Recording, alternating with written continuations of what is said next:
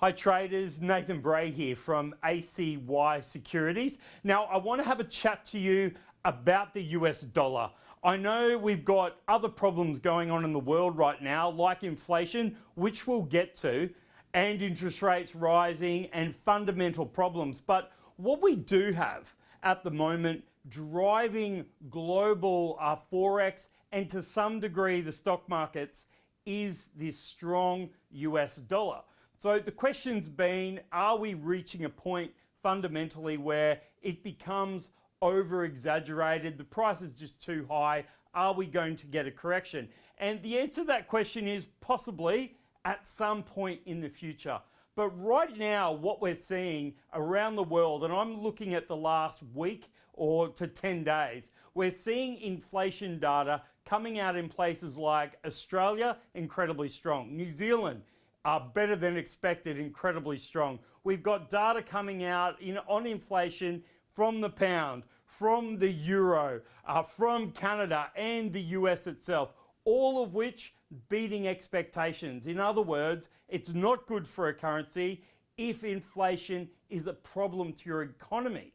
So we're seeing a situation where the US is the one, it's like they refer to it as the not so dirty shirt in the hamper, in that you're getting 4% return bond yield by putting your money into US dollars. It is seen as the low risk, high potential trade, and as a result, as we've been telling you for the last 3, 4, 5 months, the US dollar is continuing to look strong relatively compared to the other major currencies around the world. And as a result, we have got a plus 4% return is what you'll get for putting money in the US dollar as a 10-year bond yield. Now, that looks extremely attractive, and what we're seeing is money just flowing in to US dollars, and therefore we've got a strong US dollar.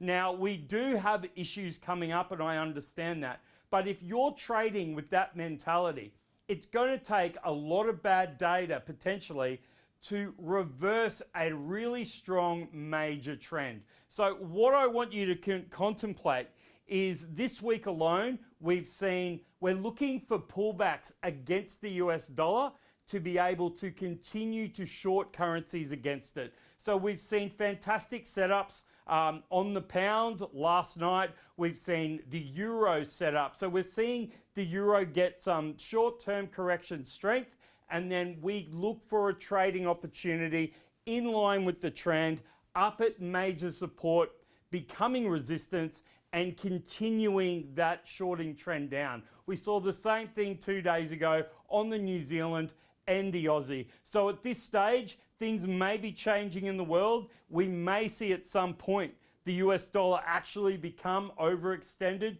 and correct. But at the moment, the trend is your friend, and they're the trades that have been successful for us this week. So good luck with your trading.